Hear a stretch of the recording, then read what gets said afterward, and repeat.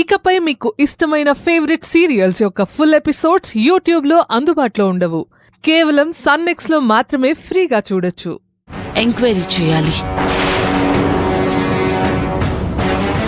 ఆ అమ్మాయి పేరేదో చెప్పింది. ఏం పేరు? ఆ అమ్మాయి పేరు శ్రావణి అని చెప్పింది ఈశ్వరి.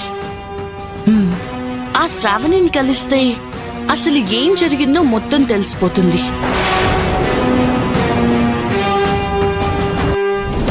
సంతోష్ ఒకడిని ఈశ్వరికి దొరకకుండా చేస్తే ఈశ్వరి నిర్దోషి అని నిరూపించుకోవడం దాదాపు అసాధ్యం. కాబట్టి సంతోష్ నాకు చిక్కితే తనని ఏదో ఒకటి చేసి నేనే చంపేస్తాను. అప్పుడు ఈశ్వరి జైలు పాలవుతుంది.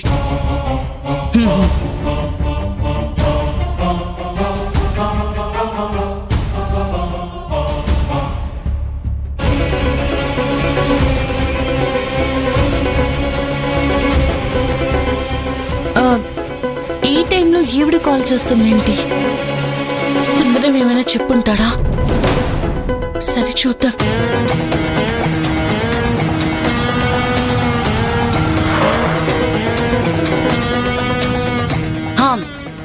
ఆంటీ. ప్రణతి, ఎక్కడున్నావు? ఆంటీ, బయటున్నాను. చెప్పండి. ప్రణతి, ఒకసారి మా ఇంటికి రా, నీతో కొంచెం మాట్లాడాలి.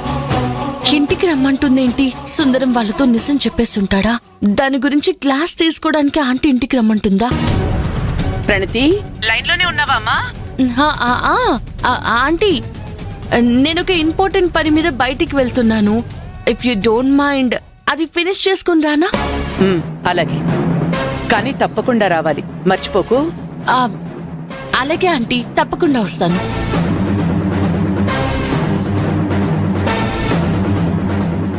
సుందరం ఏం చెప్పాడు?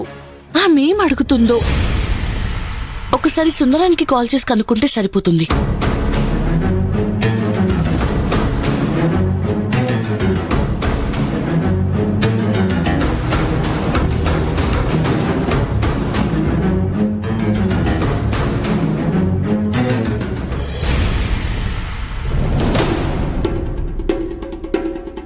సుందరం కూడా కాల్ లిఫ్ట్ చేయట్లేదేంటి?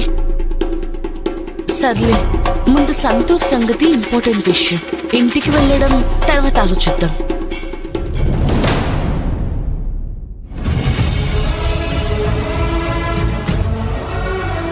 నన్ను బలవంతంగా లాక్కొని నా సర్వస్వం దోచుకున్నారు. నన్ను నిలువున దోచుకున్నారు. కాబట్టి నాకు మీరే న్యాయం చేయాలి.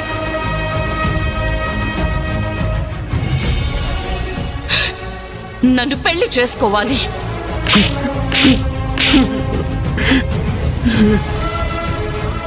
చాలా పెద్ద తప్పు చేశాను ఈషు. నిజంగా ప్రణతి గారు మంచి మనసుతో మనకు సాయం చేయాలనుకుంది, కానీ నేను తనకు అన్యాయం చేశాను. చేసిన తప్పు సరిదిద్దుకోలేక, నీకు నిజం చెప్పలేక, నిన్ను మనస్ఫూర్తిగా యాక్సెప్ట్ చేయలేక నా మీద నాకే అసహ్యం వేస్తుంది. దయచేసి నువ్వు నా కోసం బాధపడకేషు. నువ్వు బాగుండాలి. నువ్వు దేవతవి. నేను ఒక పాపం మూట కట్టుకున్నవాణ్ణి, అంటరాని వాణ్ణి. నీ ప్రేమకి ఇంక నోచుకోలేను.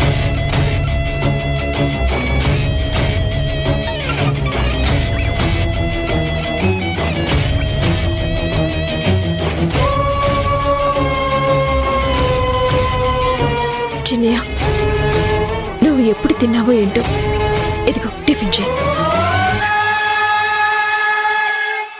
ఏంటి చిన్నయ్య, టిఫిన్ తినమంటే కూడా ఆలోచిస్తున్నా? తిను.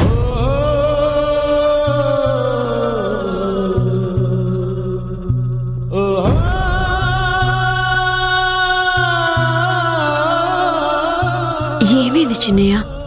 ఎందుకు నువ్వు ఇలా ఉంటున్నావు? నిజం చెప్పు. అత్తే ఇచ్చిన గడువు లోపల నేను నిర్దోషిని అని నిరూపించుకోలేనేమో అని అప్పుడు నేనింకా శాశ్వతంగా జైల్లో ఉండిపోతానని బాధపడుతున్నావా? తెలుసు చిన్నయ్య, నువ్వు ఏం చేసినా నా కోసమే చేస్తావని, ఎప్పుడు నా కోసమే ఆలోచిస్తావని. ఆ బాధతోనే ఇందాక నాతో మాట్లాడలేకపోయావని నేను అర్థం చేసుకోగలను. కానీ నువ్వేమీ భయపడకు. నాకింకా ఏదో ఒక మూల నమ్మకముంది. దేవుడు మనకి ఏదో ఒక దారి చూపిస్తాడు. కానీ నువ్విలా నా కోసం ఇంతలా బాధపడుతూ ఉంటే నేను చూడలేను చిన్నయ్య. నేను నిన్నింత దూరం పెడుతున్నా కూడా, కావాలని నీ మనసు బాధ పెడుతున్నా కూడా, నువ్వు నన్ను అపార్థం చేసుకోకుండా అందులో కూడా నా గురించి మంచిగా ఆలోచిస్తున్నావు. ఇంకా నాలో ప్రేమను వెతుక్కుంటున్నావు. ఇంత ప్రేమ నువ్వు నా కోసం నీ మనసులో దాచుకుంటే నేను మాత్రం అపవిత్రమైపోయాను ఇషు. నీ స్వచ్ఛమైన ప్రేమని పొందే భాగ్యం నాకిప్పుడు లేదు. నన్ను క్షమించు. ఏంటి చిన్నయ్య నువ్వేం మాట్లాడటం లేదు? సరే, ఏం జరిగింది అని నిన్ను పదే పదే అడిగి ఇబ్బంది పెట్టను. నీకు ఎప్పుడు చెప్పాలి అనిపిస్తే అప్పుడే చెప్పు. ముందైతే టిఫిన్ చేయి.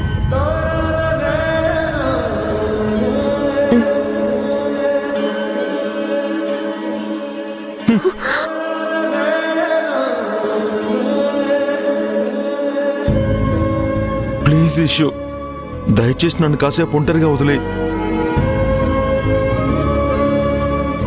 ఎందుకు చిన్నయ్య అలా అంటావు? నువ్వు బాధతో భోజనం చేయకపోతే సమస్యలు తీరవు కదా. నాతో మాట్లాడి ధైర్యం చెప్పాల్సింది పోయి ఇలా నన్ను దూరం పెట్టాలని చూస్తే నా బాధని, నా ఆవేదనని ఇంకెవరితో చెప్పుకోవాలి చిన్నయ్య? నీ గుండెలపై వాలి తనివి తీరా ఏడవాలనుంది. నీ ఒడిలో తల పెట్టుకొని గుండెల్లోని బరువంతా చెప్పుకోవాలనుంది చిన్నయ్య.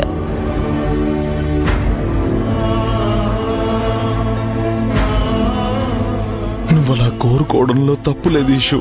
కానీ నమ్మకాన్ని ముక్కలు చేశాను. నీకు ధైర్యం చెప్పాలనున్నా సూటిగా నీ కళ్ళల్లోకి చూడలేని దుస్థితిలో ఉన్నా. నన్ను క్షమించు.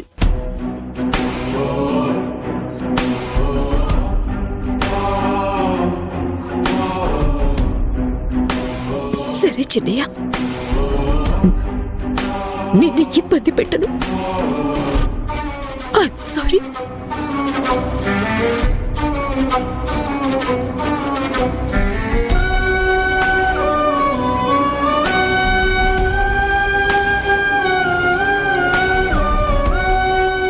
దయచేసి టిఫిన్ చేయి.